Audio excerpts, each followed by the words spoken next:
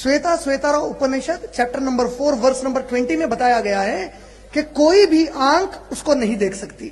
और ऐसा ही सूर्य अनाम सूरह नंबर 6 की आयत नंबर 103 में कहा गया है, ला तुदरिकुल अब्सार, कोई विजन उसको देख नहीं सकता। अस्सलामु अलैकुम व रहमतुल्लाहि व बरकातुहू। मुअज़्ज़ज़ सामिईन, सबसे पहले तो देखिए कि कुरान करीम का मुआजना किसी और बुक जैसे श्वेता वगैरह का नाम लिया उससे करना कि जैसा उसमें है ऐसे ही कुरान करीम में है, पहले तो यहाँ बहुत बड़ी गलती कर ली है। अच्छा, दूसरी बात यह है कि ला तुदरिकुल अबसार वहु युदरिकुल अबसार का माना ये नहीं है कि कोई आंख अल्लाह को देख नहीं सकती। विजन का इनकार नहीं है, बल्कि इनकम्पासिंग, यानी कोई आंख अल्लाह का इहाता नहीं कर सकती, कंप्रहेंड नहीं कर सकती। क्यों? अल्लाह ताला जिस्मो जिस्मानियात जगह से पाक है, तो कोई भी आंख अल्लाह को घेर नहीं सकती। तो ये भी एक तर्जुमा गलत तरीके से पेश किया, ये बात बताने के लिए कि नबी पाक सल्लल्लाहु अलैहि वसल्लम ने अल्लाह को नहीं देखा। अब जाहिर इशारा तो यही है कि किसी ने भी अल्लाह को नहीं देखा, जबकि हदीस पाक में आया है, नबी पाक सल्लल्लाहु तआला अलैहि वसल्लम का मुबारक फरमान, रअयतु रब्बी, मैंने अपने रब को देखा। और ये हदीस पाक हज़रत अब्दुल्लाह इब्न अब्बास रज़ियल्लाहु अन्हुमा के हवाले से सय्यदुना इमाम अहमद इब्न हम्बल रहमतुल्लाहि तआला अलैहि ने तहरीर फरमाई है। इमाम अहमद इब्न हम्बल कौन है? 4 अइम्मा में से एक बहुत बड़े इमाम, जिनके बारे में कहा जाता है कि 10 लाख हदीस से याद थी। इतने बड़े इमाम ने ये फरमाया। फिर उसकी शरह में ये भी है कि इमाम अहमद इब्न हम्बल ने फरमाया कि जो लोग सैयदा आयशा सिद्दीक़ा रज़ियल्लाहु ताला अन्हा की रिवायत को पेश करते हैं, जबकि हकीकत ये है मुहद्दिसीन के नज़दीक जो तत्बीक दी है, सैयदा आयशा सिद्दीक़ा अल्लाह ताला को नबी पाक सल्लल्लाहु अलैहि वसल्लम ने देखा, इसका इनकार कर ही नहीं सकती। क्यों? अगर वो करेगी तो हदीस पाक के खिलाफ हो जाएगा। तो उनका भी मकसद क्या था कि कोई आंख अल्लाह को इदराक नहीं कर सकती, घेर नहीं सकती, देखने की बात नहीं है। यानी अगर किसी ने यह कहा कि नबी पाक सल्लल्लाहु अलैहि वसल्लम ने अल्लाह को इस तरह देखा कि घेर लिया, तो उसने गलत कहा। और इमाम अहमद इब्न हम्बल एज एन आर्ग्यूमेंट ये भी फरमाते हैं कि अगर कोई शख्स, जैसे मिसाल के तौर पे इस पर बजीद है कि सैयदा आयशा ने फरमाया तो हम इसी को लेंगे, तो अब सैयदा आयशा सिद्दीक़ा का कौल ज्यादा अहम रखता है या नबी पाक सल्लल्लाहु अलैहि वसल्लम ने जो फरमाया मैंने अपने रब को देखा वो ज्यादा अहमियत रखता है? यकीनन हुजूर अलैहिस्सलातु वस्सलाम का कौल। खैर, सैयदा आयशा सिद्दीक़ा के बारे में इस तरह कहना कि वो देखने का इनकार कर रही थी, ये उन पर एक बहतान लगाना हुआ, इसलिए कि आयत करीमा इनकार देखने का नहीं बल्कि घेरने का करती है, इहाता करने का। फिर इमाम तिरमिज़ी रज़ियल्लाहु ताला अन्हु ने जामे तिरमिज़ी में हदीस नकल की कि हज़रत अब्दुल्लाह इब्न अब्बास रज़ियल्लाहु अन्हुमा फरमाते कि नबी पाक सल्लल्लाहु अलैहि वसल्लम ने अपने रब को 2 मरतबा देखा। अच्छा, इमाम बैहक़ी ने भी ऐसी रिवायत नकल की है और तफसीर नसफी में भी है, तफसीर इब्न कसीर में भी है और इसी तरह तफसीर तबरी में भी है। कई तफासिर में ये जिक्र है। इमाम जलालुद्दीन सुयूती ने भी तहरीर फरमाया कि नबी पाक सल्लल्लाहु तआला अलैहि वसल्लम ने अपने रब को देखा। अच्छा, फिर सहाबा में से हजरत अब्दुल्लाह इब्न उमर हो गए, हजरत अब्दुल्लाह इब्न अब्बास हो गए, हजरत अनस हो गए और एक जमाअत सहाबा की इस बात पर कायल थी कि नबी पाक सल्लल्लाहु अलैहि वसल्लम ने अल्लाह को देखा है। फिर ताबईन में से बड़े बड़े ताबईन वो भी, जैसे हजरत अब्दुल्लाह इब्न अब्बास रज़ियल्लाहु अन्हुमा के स्टूडेंट्स में से हजरत इकरमा, हजरत काब बिन अहबार, इसी तरह हजरत मुजाहिद, ऐसे बड़े बड़े ताबईन ने भी इस बात को माना कि नबी पाक सल्लल्लाहु अलैहि वसल्लम ने अपने रब को देखा।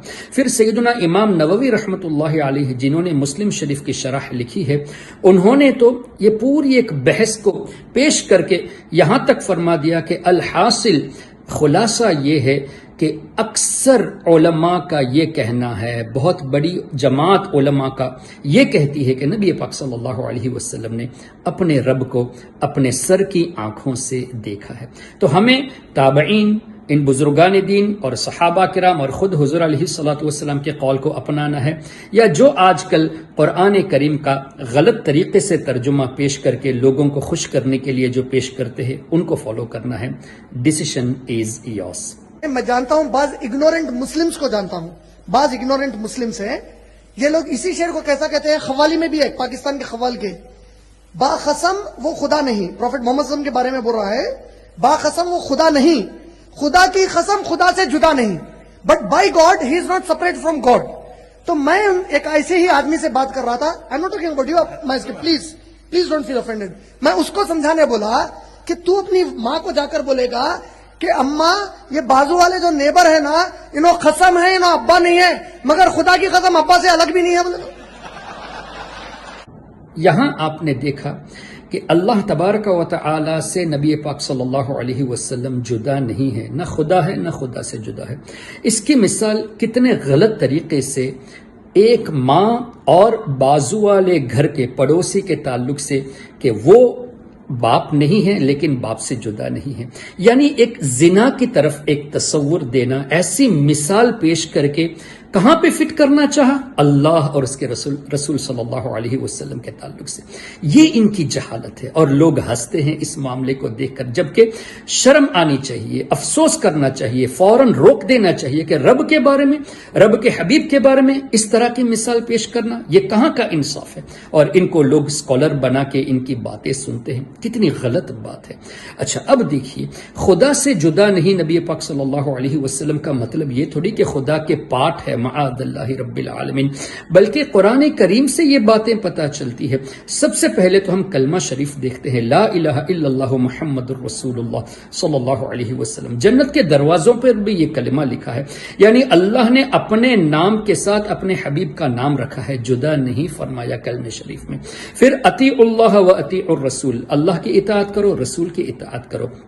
وما نقموا الا ان اغناهم الله ورسوله. منافقوں کو کون سی چیز بری لگی؟ یہی نہ کہ اللہ اور اس کے رسول نے مسلمانوں کو بے نیاز کر دیا. ولو انهم رضوا ما آتاهم الله ورسوله. کیا ہی اچھا ہوتا کہ مسلمان اس بات پہ راضی ہو جاتے جو اللہ نے دیا اور اس کے رسول نے دیا.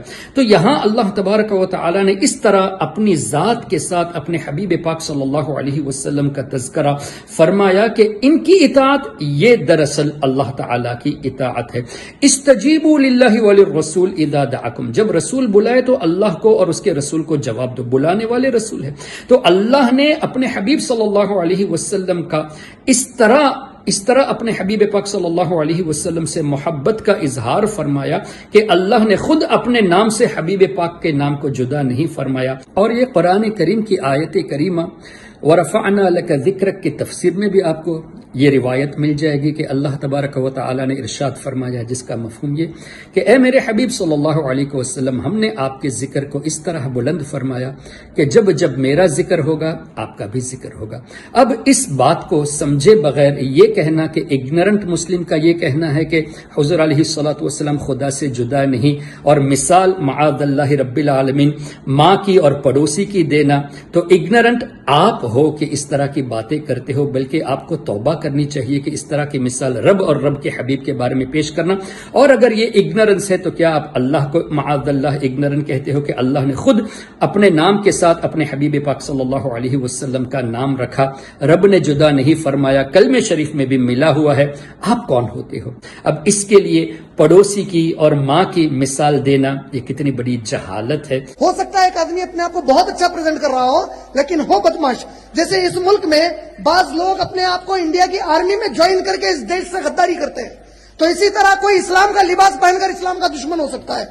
جی یہ بات بھی صحیح ہے، اس لیے کہ نبی پاک صلی اللہ علیہ وسلم نے 1400 سال پہلے ارشاد فرما دیا کہ جس کا مفہوم یہ کہ ایک وقت آئے گا قیامت سے پہلے لوگ اس طرح کی باتیں کریں گے کہ نہ آپ نے سنی ہوگی نہ ہی آپ کے باپ دادا نے سنی ہوگی، اور قرآن کریم سے باتیں پیش کریں گے. تو یہی ہو رہا ہے، قرآن کریم کا غلط ترجمہ پیش کر کے اسلام کے نام پر اس طرح امپریشن دینا جو واقعی میں اسلام نہیں بلکہ اسلام کے خلاف اعتقاد رکھنے والی باتیں ہوں.